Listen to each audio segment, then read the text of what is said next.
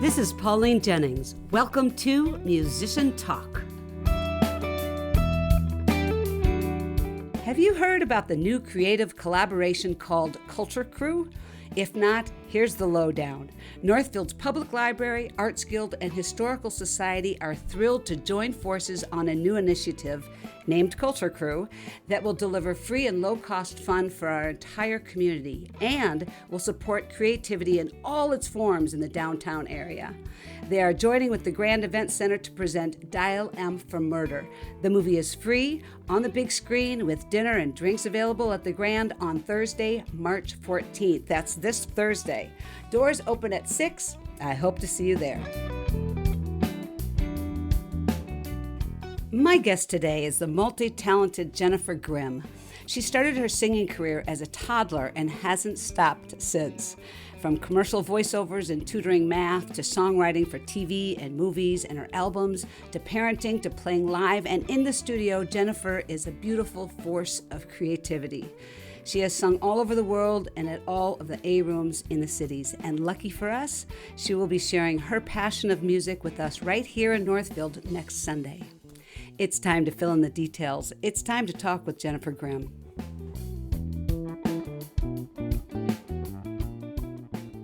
Welcome, Jennifer, to Musician Talk. Hi, I'm so glad to be here. I am so glad to have you on, and I'm very, very excited to hear you and Joe do your thing on March 17th at the Northfield Arts Guild at 7 o'clock. I am so excited to hear you and for Northfield to hear you. Yeah. I don't think we've been down there maybe ever with this duo, so this will be new and fun. You had a very unusual upbringing, music-wise, compared to most of my guests. I'm very excited to hear about what it was touring with your mother, who's fabulous, who's a fabulous performer too. Yeah, she really is. Mom and Dad, they had a show band on the road for 20 years, and the name of the show was just their names, Steve Grimm and Colleen Ray Show, and it started out as the Steve Grimm Show, and he was auditioning ladies in Green Bay, I think, and my mom must have heard about it and auditioned, and she was hired to be sort of the featured female vocalist. And then as it evolved, it became the Steve Grimm Show featuring Colleen Ray, and then it was the Steve Grimm and Colleen Ray Show. They got married and they had 4 children. And so all 4 of us were eventually worked into the act as we were born and traveled with them. And so I'm, like I said, there's 4 of us. I have an older brother and then a younger brother and a younger sister. So I was worked into the act when I was about 2.5. And it used to be just kind of like here and there, maybe just the holidays. And then it was the holidays and summers, and then it was all year round. But we were traveling with them all year round. Like there wasn't any off the road time. It was the whole childhood up until my teens was just on tour constantly. Wow. Well, okay. How did your mother do that with 4 children? That just sounds to me so overwhelming. When my older brother and I were young children, there would be a nanny that would come along and would just be with us in the room, or depending on which town we were in, we might not travel with the nanny, but then we would have sort of nanny people lined up in each town that we would meet up with that would sort of be for hire. But for the most part, we had somebody traveling with us. And then when my younger brother was born, I was 7. And then my younger sister was born, I was 10. So once that happened, we didn't have a nanny anymore. Then at 10, then I was in charge of the younger 2 kids who were at the time, a brand new baby and a 3-year-old. And then my older brother would maybe run the spotlight or something like that. So then we became more self-sufficient in that. And then we ended up getting off the road a few years after that. So they didn't get into school age. My younger siblings didn't get into school age until we were off the road. So they actually went into normal life and got to experience things like regular people instead of my older brother and I, who feel like aliens on this planet. What do you think you gained the most that other kids didn't get by this experience? I can be plopped into any town, any situation, and I have a really good handle on how to assimilate, how to, meet the people, learn the local vibe and fit in. That's the only thing that was constant in my childhood was change. And so we would only be in places maybe 3 weeks, and then we would move on. And so I feel like as an adult, and it's my one of my superpowers is because of that upbringing, is that I'm comfortable absolutely anywhere with anyone. That's fabulous. Translatable in so many different ways, I think. It Absolutely. seems to me. Mhm. Yeah. Yeah. Um, so who was your teacher? So we had the nanny, that would travel with us maybe and kind of do some of the very, very basics, but we were definitely tutored one on one. We would grab books from one of our hometowns. My father was from the East Coast, mother from the Midwest, and we decided to grab textbooks from Ellsworth, Wisconsin school system. And we would bring them along. And then town to town, once we got past just like the very, very basics, very, very, like kindergarten, first grade kind of stuff, my parents would call ahead to whatever town we would be in and find a substitute teacher or somebody like that that would just kind of come and meet us at the hotels and the resorts. And we would have a bookmark in the books and say, this is where we left off in the last town. Because of that one-on-one situation, my older brother and I, he did all of his schooling on the road, and he was done with high school at age 15. Wow. And I would excel in the subjects that were my favorite. I would be years ahead, like grades ahead of my age. And then in other ones, I would just sort of be at pace. At some point, we would get tested out to the next grade, and the school would provide us with the next grade of books. Wow.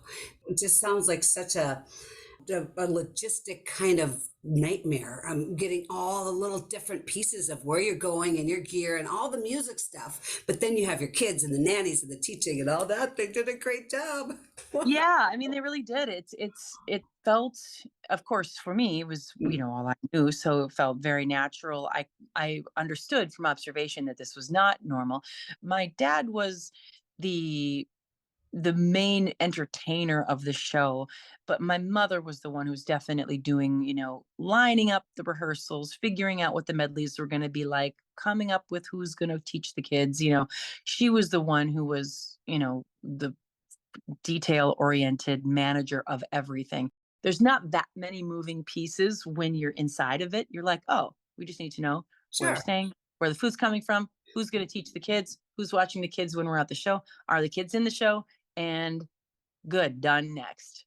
So I think it feels more impossible than it really is. But anybody in entertainment knows that the magic of show business, has its own very practical nuts and bolts, like fixing a car or, coming up with how to put on a PTA meeting, and everything just kind of Right. has its things that you do, just like any, medium or any event. So that's fascinating. And you said that you started with performing when you're 2.5. What did you do at 2.5? I think there's video evidence of this somewhere. I feel like I've seen it because I don't think I would have remembered it from being 2.5. But my folks, my older brother was 2.5 years older than I am. So at age like 5 and 2, they brought us out to be cute, and they gave us microphones, and they had accidentally, like inadvertently, I guess, sort of given me a live microphone at 2, and they were singing this song Side by Side. Remember that song? Oh, we ain't got a barrel of money, Yeah. Yeah. do do do do do do, and the bridge, the through all kinds of weather.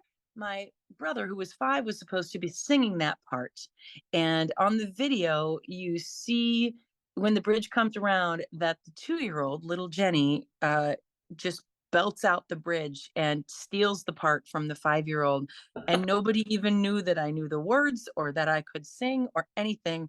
And it's just, a little bit comical with the brother is about to sing and realizes and looks over at this, pigtailed 2-year-old brat who just stole his part. And so that's how it started. That's a great origin story. I love it. Yeah. And it actually started even before that, because my mother I was the second kid to be born, and she had a due date of January something or other, and they decided, okay, we'll have the baby, and we'll book our first show on Valentine's Day in Red Wing, Minnesota, which was just across the river, across the state line from the Wisconsin home base that we had in Hager City, Wisconsin. And so they were going to have the baby. And then a month or so later, to have their first show on Valentine's Day. Well, my mother was induced twice. Baby didn't come. I wasn't ready, I guess. They must have had some bad math in there somewhere. And so the Valentine's Day show comes, and she's still pregnant. Like, as far as she's concerned, she's 10 months pregnant at this point, Oh, and she has to do this show. And so she did the show. The doctor was in the audience, and with a catcher's mitt for the high notes, just in case. And then she starts finally going into labor about midnight, and then oh my rushes over to gosh. the Red Wing Hospital with her stage clothes hanging in the delivery room. The whole band comes over after the show, and I was born at 3 in the morning after a show. So I think I was literally shooting to be born on stage if at all possible, but but they got to the hospital in time. So That's fabulous. Okay, so I'm just curious to know about when you started school. Did you go right into continue your music in the school system, or did you kind of keep that separate? when we got off the road, my parents were actually splitting. And so there was a lot going on personally, with like, where am I even gonna land? And so I ended up in Wayzata High School for my 10th grade year. Of course, I was spread across all grades in all these different subjects. I was in my actual grade for home ec and gym and whatever. And then it spread into the 10th and 11th grades in math, which is my other love, is mathematics.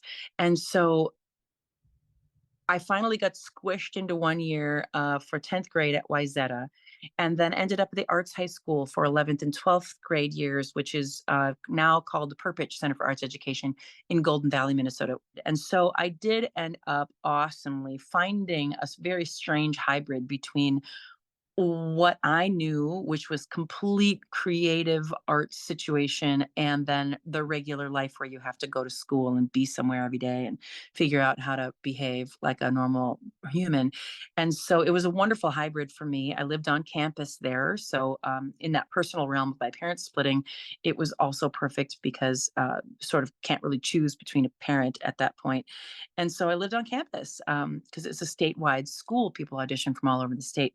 So I was able to focus on music there, 11th to 12th grade years, made a lot of connections, people that I started to collaborate with my junior and senior year of high school in Minnesota. Steve Heckler, who just retired from being the organizer of the Twin Cities Jazz Festival. I met him when I was 15 or 16 because Gene Adams, who has passed, but great trumpet player, was doing some work with the jazz students there at the Arts High School, and had me on his album at age 15 or 16, maybe. Wow. Met Steve Heckler at that time, and Steve and I have been working together, all of these years, 30 years. Wow. Um, and so, yeah, so I continued definitely, and was still performing with my mother when we got off the road. She and I did a lot of mother daughter, sometimes kind of in the country vein, kind of like the Judds. We did a lot of shows together over those years between ages of 14 and 19. I'd say I did a lot of duo shows with my mom. Wow. Besides times when I've had some nodes and I had to take time off for 6 weeks. I think I've only had maybe 2 weekends in a row off Oh ever. my goodness, that's incredible. I noticed that when I looked at your site and looked at your schedule, I was just like, Steve, she is the busiest musician I've ever seen. Amazing, and good for you that you're continuing to keep it going. That is just fabulous. Um, Yeah, I love it, and I do love to play, and it's sort of the measure of success isn't about who how many people I'm playing for, how much money I'm making, or anything like that. It really is just, it seems to be very aligned with what I'm here to do. and also, it seems to me anyway, when I watch you perform, that you are in a place of joy like the whole time when you're Oh performing. yeah, Yeah, absolutely. right. I love it. I feel very much in my purpose when I'm performing.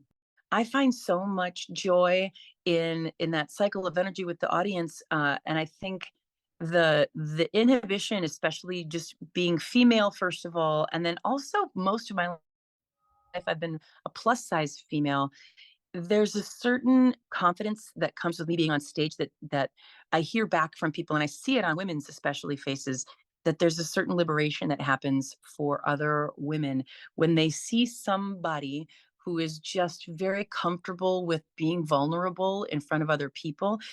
It seems to kind of sometimes break people apart in a good way, like it just kind of cracks their shell a little bit to be like, oh my gosh, maybe it is okay to be myself. The music really touches people at their core, and then if they're observing me live where there's this joy and this freedom, I think it kind of goes in and snatches a little bit of that basic joy that everybody has had at some point in their lives.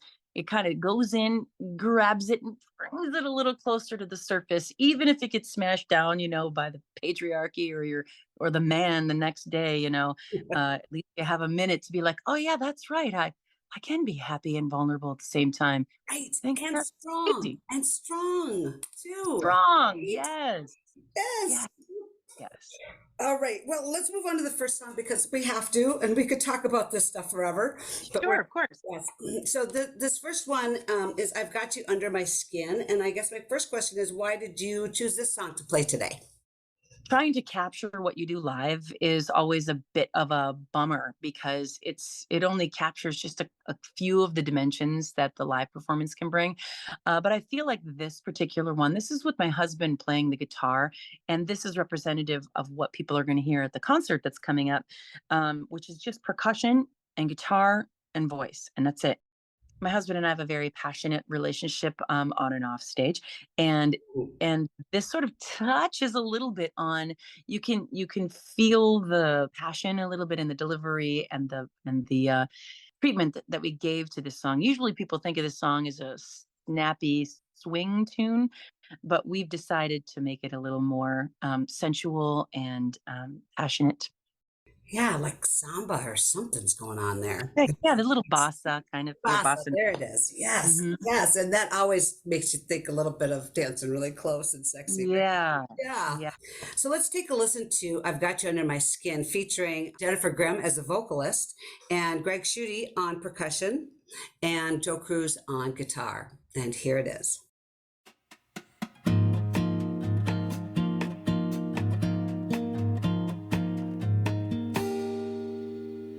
I've got you under my skin.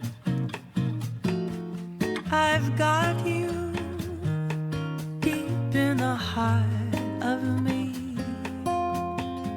So deep in my heart, you're really a part of me. I've got you under my skin. I've tried so not to give in. I said to myself, this affair never could go so well. But why should I try to resist when, darling, I know so well I've got you under my skin. I'd sacrifice anything, come what might, for the sake of having you near, in spite of a warning voice that comes in the night and repeats in my ear. Don't you know, little fool, you never can win. Use your mentality, wake up to reality. But each time I do, just the thought of you makes me stop before I begin. 'Cause I've got you under my skin.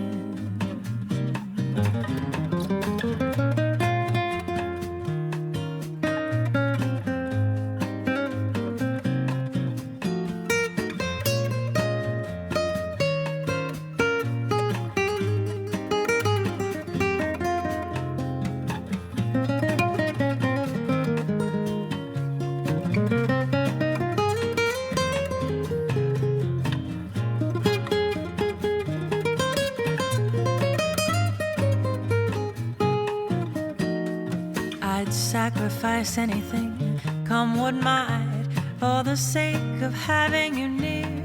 In spite of a warning voice that comes in the night and repeats how it yells in my ear. Don't you know, little fool, you never can win. Use your mentality, wake up to reality.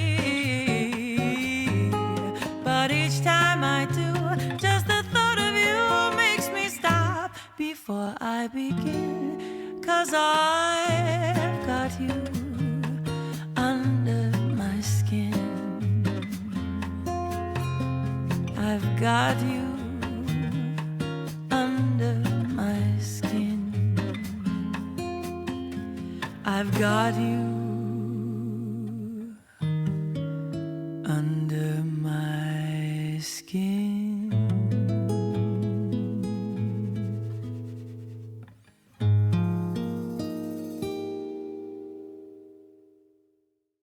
This is Pauline Jennings, and you're listening to Musician Talk. My guest today is the wonderful Jennifer Grimm. You just heard her smooth vocal stylings on the Cole Porter tune, I've Got You Under My Skin.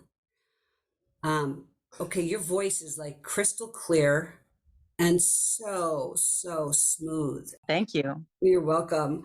And so is Joe's guitar playing. It's very, very, Yeah. very smooth player. And clear, crystal clear too. Yes, we do love to play together, and it's part of it is because we have the same sensibility. We've both been in the business for 4 decades separately, and we've come together with the same level of caring, and we know what to care about and what not to care about. We have the same sense of entertainment and live music. We know what's important and what to throw away, you know. Right. So it's a really good duo for this reason. And you have to have all those if you're going to be working, I think, with a spouse or any family member, as those things, they just have to be aligned because you go home together too, right? Right. I mean, Joe and I have been performing now maybe close to 10 years. And we've actually been in the middle of an argument right before we had to play. And you know, we get to the gig, we're having this argument, and it's not cleared up by the time we had to go in and start setting up and talk to the client and do the show. And so we put a pin in it. You know, we didn't want to, but we had to, and we just went in, set up, talked to the client, did the whole show. We did not speak to each other the entire time. We didn't even look at each other, and the show went off without a hitch. Everything was great. Nobody would have known. We even had dinner, which was part of the event. Didn't look at each other, didn't talk to each other. And then we finally tear the whole damn thing down. We get in the car, we shut the door, and furthermore, what I think. And so, you know, it was sort of a testament to, of all the things that happen as a couple, the parenting, because we have 4 children combined, the parenting, the running of a house, you know, he and I are of 2 different generations, in fact. And we, the one thing that we really do seamlessly, no issues, hardly ever, is performing. We really, yeah, when it comes to music, we have the same ideas and, or at least complementary ideas. And it's a great product, and I'm excited to share it with Northfield. I'm excited for you to do so too. So you not only are an incredible musician and vocalist, you also do all sorts of other things, creative things. And so do I understand this correctly, that when you say that you have original song placement in different shows on TV and movies, so you are a songwriter? Yeah. Oh, yes, I do. I love to songwrite. You know, there's a few things that really make me feel like I'm in my purpose. One is performing, you know, singing, acting, dancing, love to perform. Second is songwriting. I love to songwrite, and that's where I should be. And thirdly is mathematics. That's what I ended up getting my college degree in, helping people realize that they are smart and that they too understand mathematics is another, to tutor, sort of a one-on-one tutoring with mathematics is another place where I feel at, you know, inside of my purpose. Music and math are intimately entwined. And so that totally makes sense to me that you would love that. Yeah, I enjoy math. I enjoy the exactness of it. It's Yeah. calming to me to not interpret a lyric, to not have people have opinions about anything. The way that I enjoy mathematics is that it is black and white, and that there's no room for opinions. There's plenty of creative ways to use it, but I enjoy it in a very relaxing. We don't have to have a discussion about anybody's feelings. We're just doing mathematics, and that's calming to me. Although you might be able to use math to describe feelings, you never know. Because Right? you could Probably. describe everything with math. You're right. Okay, and then also you do voiceover work. I've been doing voiceovers for commercials, for television, for radio, for web, industrial things. I've narrated audiobooks, educational books. If you happen to be a professional voiceover artist, you know already that it's nothing that is a steady type of job. It really is contract to contract, and it's something that you have to have a lifestyle set up in order to even be able to be considered. You have to be able to audition at a last minute notice. You have to be able to say yes to a session at a 3 p.m. on a Monday, rather last minute. So it's really about, do you have do you want to be a voiceover artist? Are you good at it? And do you have your lifestyle set up to be this freelance person who can say yes and change plans at a last minute? So it's I've enjoyed that kind of lifestyle. I've really held out to keep that lifestyle, my adult life, because that's what I say. People are like, "Well, can you ever get away?" I go, "Can I get away to do this concert in New York in 2 weeks?" Yes, I have set up my whole life to be able to say yes to crazy shit. Like, that's what I do. That's the goal, is to be able to say yes to cool stuff whenever it comes up. Every week I have quote of the week, and I picked Judy Garland because you have a fabulous tribute show to Judy Garland, and I find it fascinating. You sound a lot like her in many ways. You have her range, it seems to me, and her some of her sensibilities, it seems to me. And here's the quote by Judy Garland: "Always be a first-rate version of yourself instead of a second-rate version of somebody else." None of us, I'm not calling anybody that does this stuff second rate, but it's that balance of trying to sound like the artist when you do a cover and bringing your own sensibilities and your own voice to it. And that can be a whole huge range from you don't really do it anything like the original to doing it very, very, very closely to the original so that you please people in the audience that are there to hear things a certain way. And so, where is that line when you do a tribute show? I'm part of a tribute show too, but it's Simon and Garfunkel, so I'm already doing things something different, because I'm, not a guy. So, Right. how do you choose how much to comp and the artist that you are covering? And is it different for a tribute than it is for covers that you would do at a gig with you and Joe? It's been a really fun project for me. I never was going to do a tribute show because I have my own work to perform and to do, but certainly I've done a lot of cover shows. And one of my basic talents or quirks or whatever is that I'm a natural mimic. So I'm always able to do impressions, and it's part of being able to control your voice and really understand how to change the inside of your mouth, your tongue, your nasal to, go up into here if you want, or to be, or to start to make your R's so you have accents or whatever. And when it comes to Judy Garland or doing a Patsy Cline song, or I am able to kind of morph into those things.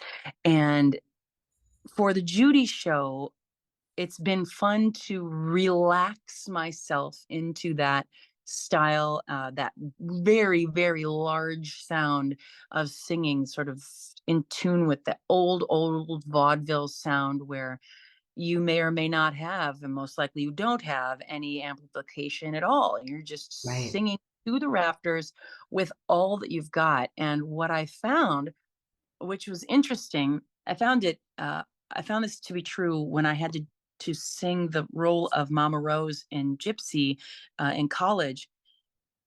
That when I'm when I've been singing in jazz clubs where I have to kind of be quiet just because of the size of the room or the style, or maybe some people are having conversations if I'm in like a background setting, that my voice would hurt if I needed to kind of be quiet.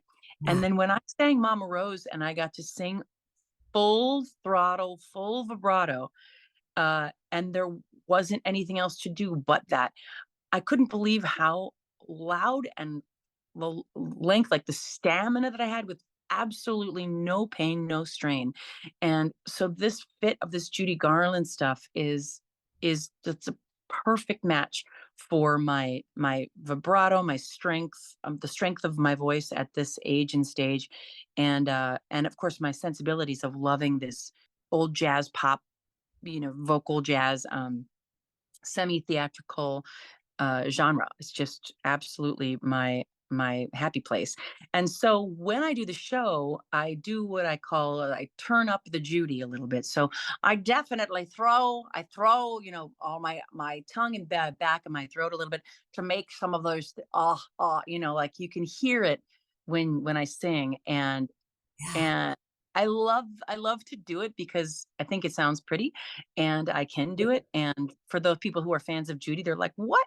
But also right in the middle of the show, um, sort of breaks up the show, first half and second half. I make mention of singing songs in the styles of other artists, and I do a small impersonation section, where I cycle through a bunch of different singers and do sort of this comedy-ish, something that happened one night, and we just kept it. Um, and so I cycle through a bunch of different impressions of singers inside of one song. I sing one song keep going and changing the artist over and over again. We're going to be doing this show April 6th and 7th at the Capri Theater in Minneapolis, and that's the next time that we're doing this show. Jennifer Grimm sings Judy Garland. But another piece of the answer to your question is that I purposefully titled the show Jennifer Grimm Sings Judy Garland, because it's not somebody doing an impression of Judy Garland all night. It's Jennifer Grimm as this singer singing the music of Judy Garland. And so I certainly do turn up the Judy so you can tell the influences there. And for people who are massive fans, they get that bubbly excitement of like, wow, I'm really hearing somebody who can really pull this off in this space in real time in front of me.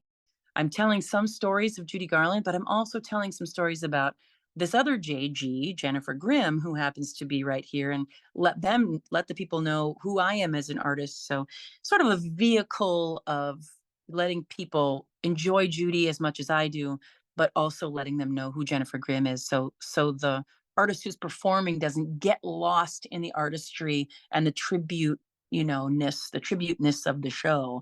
Because I think that can be a disservice to the artist who's singing. If you completely forget to let people know who you are, then what's your actual point of being there? You want to make sure to keep some kind of relationship with your audience members going forward after they see you sing Patsy Cline or Simon and Garfunkel or Judy Garland. The Judy Garland Museum itself has, picked up the show. Now it's been fully orchestrated, and we're hoping to, come up with our first performance in 2025 with the full orchestration of the Judy Garland show, which I'm very excited. Adi Yeshaya, who is this incredible arranger, and he arranges for NBC's The Voice and was an arranger for Whitney Houston and Lena Horne, Burt Bacharach, Doc Severinsen, Aretha Franklin. He happens to live in the Twin Cities as well, and he has partnered up with me and done the orchestrations for the Judy Garland show. So I'm very excited. That is exciting. I can't wait for that. Now it's time to turn to the second song, Love Is Here to Stay, and this is a George and Ira Gershwin tune. I assume Joe's playing guitar on this. Yes, and I'm actually playing the drums on this one. Cool. In the actual studio on this one. Any challenges or joys with this song? I think it's a little fast. I was nervous to be playing in a live show. I play snare and hi-hat, and I do not count myself as a drummer. It's mostly out of just keeping overhead low. And when the two of us were playing, I'd be standing there snapping along anyways. So it's sort of just glorified snapping. But I'm sitting and playing the snare and the hi-hat. And so in the studio, I thought, I'm not going to record myself playing the snare and the hi-hat. We have to it's a recording. We should have a professional percussionist do it. But on this particular song, this song on this whole album, am I actually playing the snare and hi-hat? And I was nervous in the studio to do this in front of the engineer, who is a professional percussionist. And so I think I counted it too fast. So it's a little faster than we do it, because I was nervous. But otherwise, we kind of just we performed it just the way that we usually do, just kind of throw it down and have fun while we're doing it. All right. Here's Jennifer Grimm playing percussion and singing George and Ira Gershwin's tune, Love is Here to Stay. It's very clear our love is here to stay. Not for a year, but ever and a day. The radio and the telephone and the movies that we know, they're all just passing fancies that in time may go. But oh my dear, our love is here to stay. Together we're going a long, long way. In time the Rockies may crumble, Gibraltar may tumble, they're only made of clay. But our love is here to stay.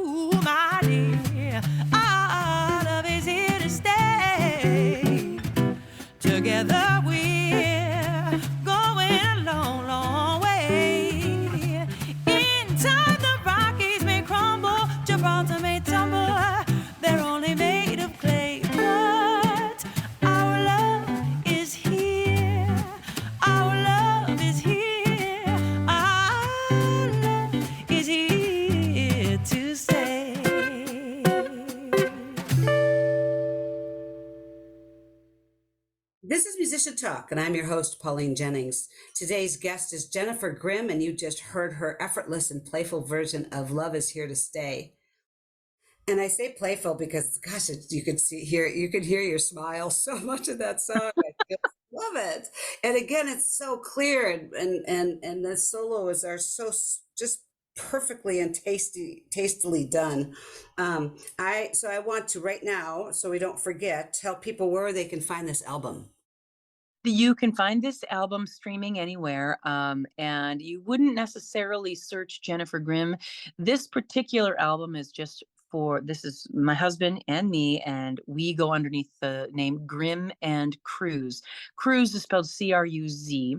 His name is Joe Cruz. So Grimm and Cruz. If you search Grimm and Cruz, Apple Music, Spotify, wherever, or if you want to go on YouTube and listen to it, I think we have little videos up that you can listen to it there too.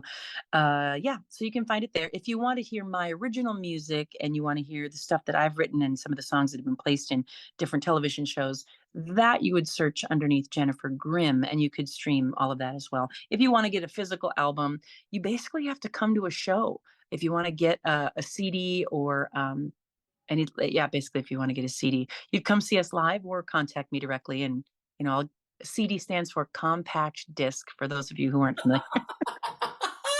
And if you have one of those archaic players in your 2016 car or whatever, like I do, then you can get one of those from me directly or indirectly somehow. And at the March 17th show at the Guild, will you have those CDs with you on We sale? will. Okay. We'll have the duo record, which will be containing a lot of the songs that we're going to be doing in the actual show, I would imagine. And then also, my husband Joe Cruz will bring his beautiful original composition guitar instrumental album. It's just lovely, and he'll be bringing that. The other album that you will find only on streaming, Jennifer Grimm. It's called Afternoon, and that is a bunch of original jazz, sort of old timey lemonade sipping, front porch swinging kind of uh, jazz original stuff. Those are just out of print. They're sold out, and I haven't reprinted them. So those you can only stream unless you already own the album, and good for you.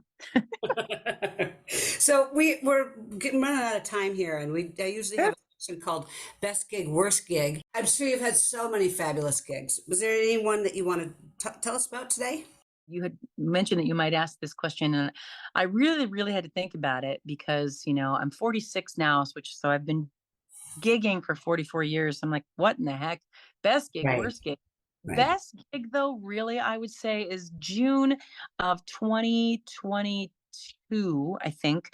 I did all of the music that's going to be on my next album, which has been a big challenge to release because I started it before the pandemic, and I started it before I got pregnant with my last child. And he is now 5 years old, and the album is still not released. So we did a pre-release concert of all of the music that's going to be on this next release of all my original things. And I did it at the Pantages downtown Minneapolis. And it was the best performance I've ever had a chance to do. An incredible audience, and to be able to truly express myself with all of my new music and it be received just as it's intended. People were laughing and there was crying, and everybody was like on the emotional roller coaster of what the album is about. Is genre hops all over the place, and it's about, the lyrics are about love and the fragility of love. And I have a late husband who passed away in 2013, and it's about losing him, and about dealing with life as an adult with children. And there's different themes. It's not always just about love, and always about sex, and always about it's not jealousy. It's not always, songs don't have to be about those three things. And some of them's about when you're an adult, you sing your kids lullabies, but nobody's singing you a lullaby. Like, what do you do when you need to calm yourself down? And so I wrote myself an adult lullaby, and that was absolutely the best experience for me performing, to really not only get a chance to perform all of that music, but really have it received in the way that any artist would wish for it to be received. It was lovely. Did you pick out something, a worst gig? Yeah, for sure. It was in September of 2001. I got the call to go do a duo gig in the Mediterranean Sea on the world's largest sailboat Wow. called the Royal Clipper, for 3 weeks in the Mediterranean Sea. And it was going to be, France, Barcelona, Ibiza, Palma de Mallorca, like these beautiful, beautiful places. 3 weeks on the sea in the world's largest sailboat. And awesomely, it was chartered by RSVP Cruises, which is all just gay clientele.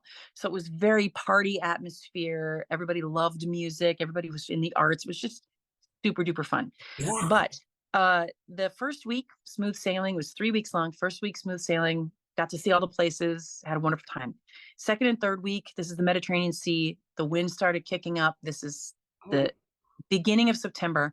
And there was this German captain who had no upper teeth, and he wanted to use, the winds were picking up, and he wanted to use the sails because that's what a sailboat is for. And there were 6 masts, hugest Wow. world's sailboat, the Royal Clipper. Look it up, it's huge. And he wanted to use the sails. He wouldn't use just the power to go. And it was getting stormy and rocky. And the portholes in my room we were tipping back and forth. This was the scariest 2 weeks of my life. And the portholes in my room would tip up to see the sky, and then it underwater, the sharks. Sky, sharks. Sky. I've never taken so many sleeping pills in my life. It was the worst. And then also inside of this awesome, fun, gay charter, right? All this clientele, so much fun. There were a few drag queens who decided to use my live performance as their backup music to lip sync to. And so I'd be in the middle of performing, and somebody decided to make a big entrance and then the whole place would turn to the somebody who's walking into the room and start lip syncing to me singing. And of course, you can't lip sync to somebody who's singing live who is and so I started deliberately messing with the delivery so they couldn't lip sync to me. They couldn't time it out. And so between this captain who demanded that 1492 theme song got played, blaring over the speakers every time we set sail, even if it was 3 a.m. Everybody thought they were going to die. There were vomit bags everywhere. The chairs were tied together. I'm never going on a ship again. It was the worst gig of my life. You win. I've done 104 episodes. You win. Oh, that sounds worst. Awful. Oh, Jennifer. I hated it. Thank you for sharing that and giving us some laughs. I want to say that Jennifer is going to be in our fair city at Northfield Arts Guild Theater on March 17th at 7 o'clock. We have our openers are Avery Jacob Parker, a wonderful actress from the high school and singer, along with Emmett Norrie, who plays guitar and is a singer. They're fabulous. They start at 7 and they play for about a half an hour and then have a little switch over of the stage. And then Jennifer and Joe Grimm and Cruz will start at about 7:45. And will entertain you to no end and delight you, I have no doubt. And I can't wait. Yes. And I also remind you that Jennifer Grimm has her own website. So if you want to go and see her schedule and all the different things that she has going on, please remember to do that. And on streaming services, you can look up Grimm and Cruz, or you can look up Jennifer Grimm and find out what she's doing there. And did I miss anything? Well, I am the music director at Crooner's Supper Club. And so that's a big part of my life these days. And so I not only am performing a lot, but I am having a wonderful time helping other artists bring their incredible shows to this great venue in Fridley, Minnesota, with 4 stages. And so I'm excited to be part of the Twin Cities community. We have so much talent here, and I love partnering up with all of you and all of us to bring a quality entertainment to the masses. You know, it's important.